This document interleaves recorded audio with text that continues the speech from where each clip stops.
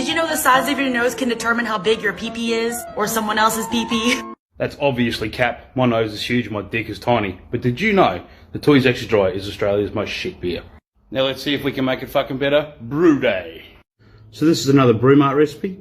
We got a can of Cooper's Lager, some Booster Blend, some Chinook hops, some yeast, and some enzyme. Never used the enzyme before, but we'll go this time. And as always, we aren't having any low percentage shit here, so we got some bags of fucking sugar. So first up, sanitize everything as per usual. That's all the tools that I'll use in my little spray bottle. That's what I'm going to fucking mix it all in, and that's where it's all going to go to ferment. It's all being sanitized. 2 litres of boiling hot water in there. Sanitize my can. Can opener's been sitting in steriliser. Dump the contents of the can into there. There's still a bit left over in there, so we pour some boiling hot water in there. Take our mixing spoon that's been sitting in sanitizer and stir. Tea towel, because that can's now fucking hot, and in it all goes. Clean can.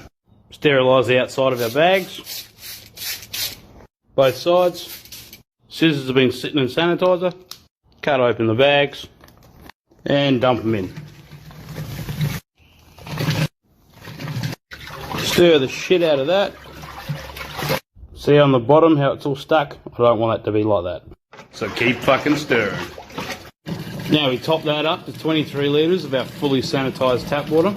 Oh, fuck yeah, Daddy. 23 litres now. Give it a bit more of a stir. Now for this brew, I'm going to take an original gravity reading, which is 1.040.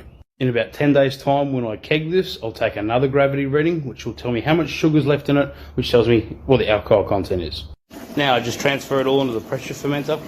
My theory behind doing it this way, where I've just got it coming out of the tap into it, is to get as much oxygen into it.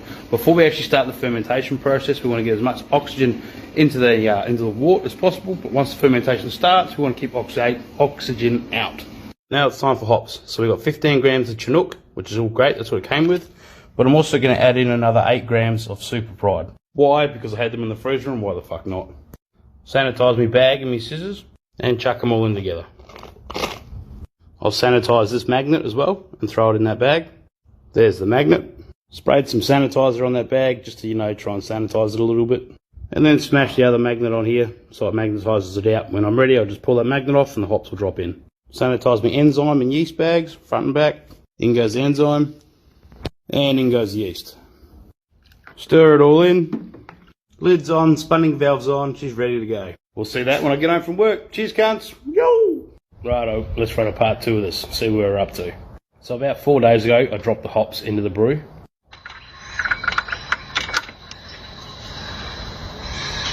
As you can see, the magnets work, an absolute fucking treat. But now we need to use this to get some of the beer out so that we can test the final gravity reading on it, so we can figure out what the alcohol percentage is going to be on the beer.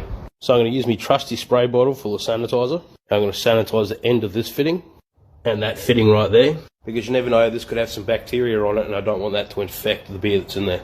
I've just waited like 11 or 12 or 10 days or some shit for it to ferment. The last thing I want to do is fuck it up. This is always an absolute cunt to get on camera, but let's see if we can do it. Well, that's a foamy fucking mess. Bit more. Yep, even more fucking foam. I really need to buy one of these, a Pluto gun. It'll make it heaps easier to fucking pour beer out of that. But later on. So now I need to pour that into there, like so. I need to wait for that bit of foam on top to fuck off. While we wait, let's taste it. This is warm as fuck, like 22 degrees, so I'm not expecting it to be great.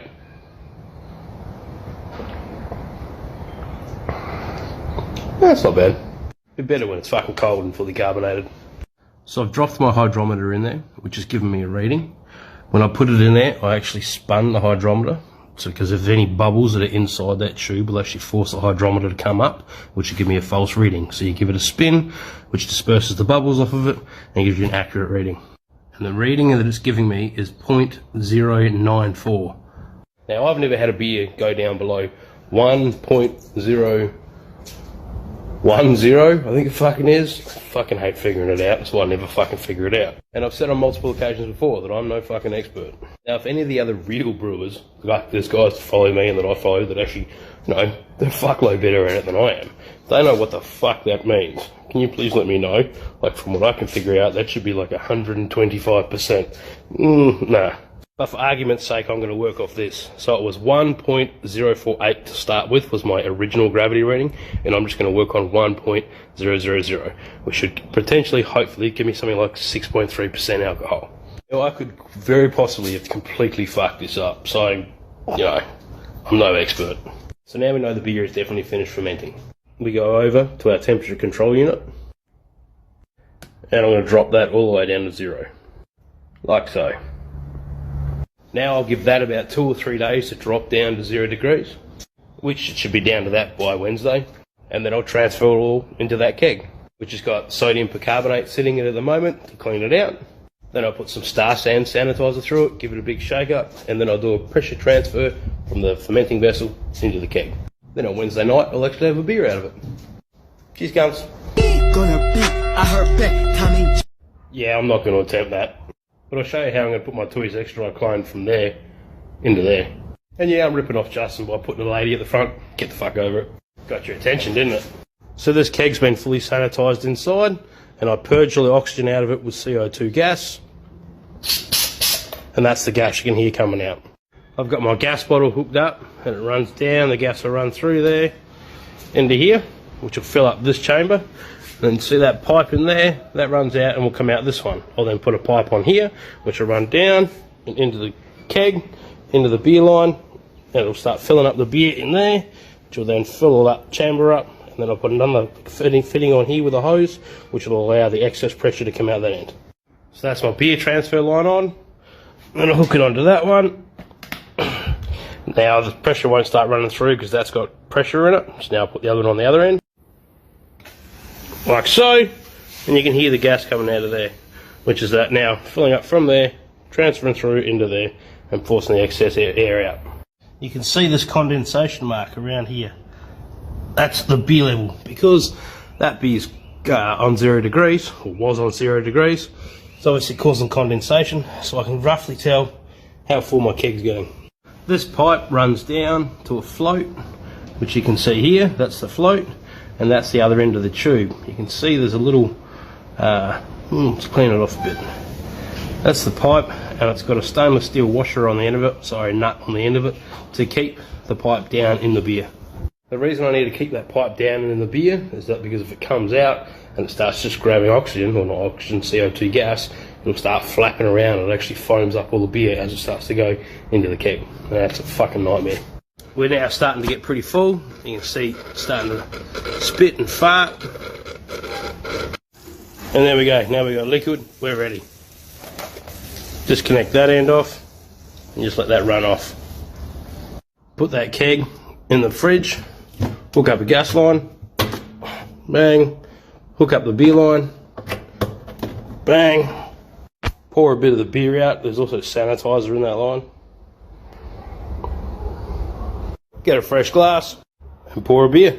It has actually carbonated pretty well, which is the advantage of pressure fermenting. But I'm actually going to leave it sitting in there for about a month before I give it a proper taste test, just because it is a lager, so I need to let at least some of the lagering process happen. But let's try this fucker out.